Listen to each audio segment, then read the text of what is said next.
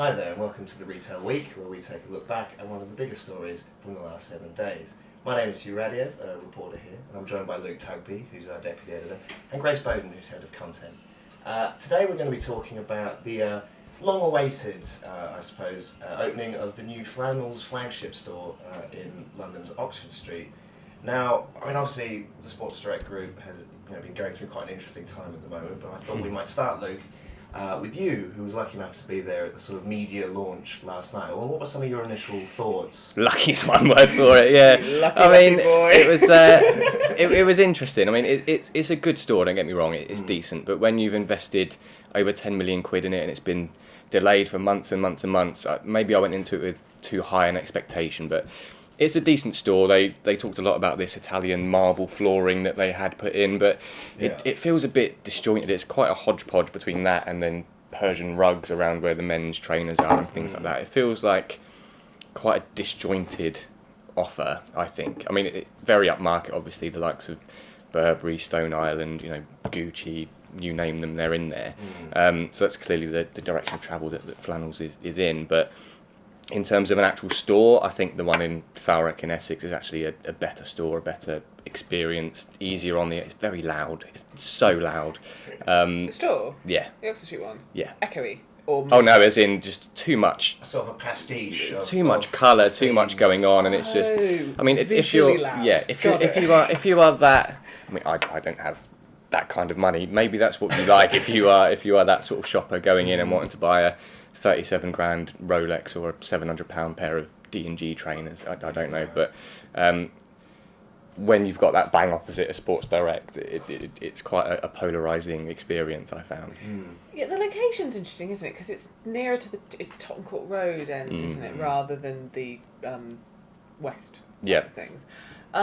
Which, on one hand, we were sort of discussing, on one hand you're opposite or near enough to the Primark, which means you're probably going to get that level of tourist spend coming by. But I imagine it might stick out, maybe in a good way, maybe they want it to stick out like a sore thumb, but it's definitely the more kind of budget conscious end of that shopping district. Yeah, so I agree. It's quite maybe a little bit at odds with the rest of the stuff that's there. I'm sure they'll have known what they were around when they went into that slot, so I'm sure that's something they've considered, but it is quite, I don't know, if I think about the bits of Oxford Street where I could see a shop like that absolutely fitting in, that's not necessarily the first place I would have picked. Well, no, and it's also opposite a Sports Direct, isn't it? And obviously, Grace, you're our sort of resident expert on the wider group of Sports Direct. For my sins, yeah. And the enigma, I guess, that is sort of Mike Ashley. And I was just interested to get your thoughts, I guess, on how you see this store fitting into the wider business strategy that Mike Ashley is kind of trying to drive forward. Well, it's interesting because Flannels is, I will say, a fast-growing but very small part of the group. So, and it is a division of the business that's been growing great guns, and so an expansion to a certain extent does make a lot of sense. Whether or not the group generally has enough on its plate already between Hoff and the Belgian tax authorities and who's going to be your auditor is another question. But I can understand the vision of expanding that business, particularly as it's a division of the business that's growing great guns. I also think it plays into Sports Direct's broader elevation strategy, which is this idea of the phrase that Ashley would throw around was becoming the Selfridges of sport, and the Sports Direct in Thurrock as well is sort of a testament to that kind of elevated format. And so I think one of the areas where Sports Direct has had trouble over the years is in sort of having these partnerships with these really premium high-end sportswear brands, the Nikes and the like that, who JD have made great progress with, while Sports Direct has kind of stuttered behind this perception of pile it high, sell it cheap.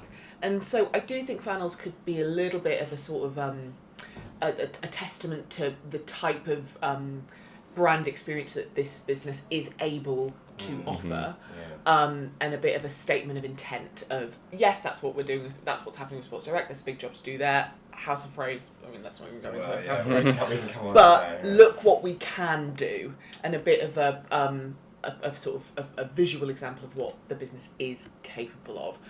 I guess my question would be, if that were the intention, if that were going to be the knock-on effect outside of just growing Flannels in its own right, which makes total sense, wouldn't it have just made more sense to just actually invest some money in doing up some Sports Direct? Well, yeah, I mean, of course, it's sort I'm of... not necessarily saying that is the intention, but I do think it factors in, and I think if that is part of the plan, then it's a bit of an odd one. odd route. There are more direct routes. Well, I mean, they've sort of pumped, I think, £10 million into it, and obviously you just sort of, you briefly touched on House of Fraser.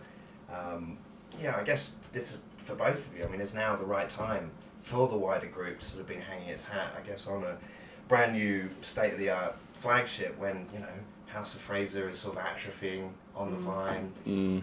Sports Direct isn't the sort of big money driver that it used to be. Excuse me.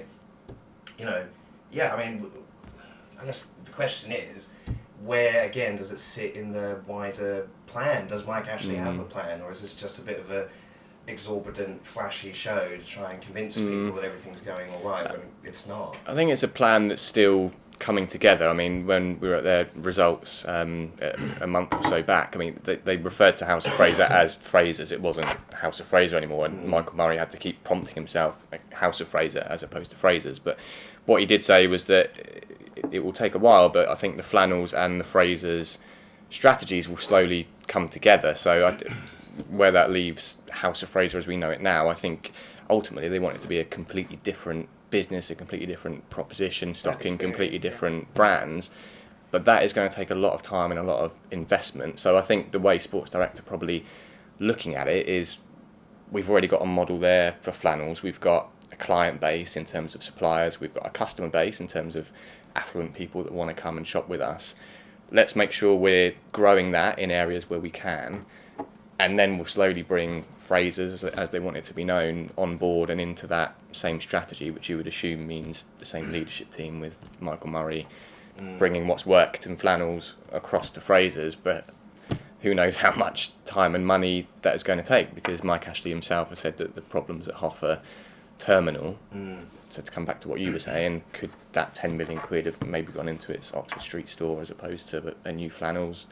You could argue the toss either way, but I think that's probably his thinking, is let's continue getting Flannels right and then integrate Frasers in time once we've got it back on its feet a little bit. Yeah, I think I'm sort of in two minds about it, which on one hand it's like, it feels a bit like a bit of a vanity exercise at the time when the underlying business is really in trouble, and is this the best thing to be doing with your time?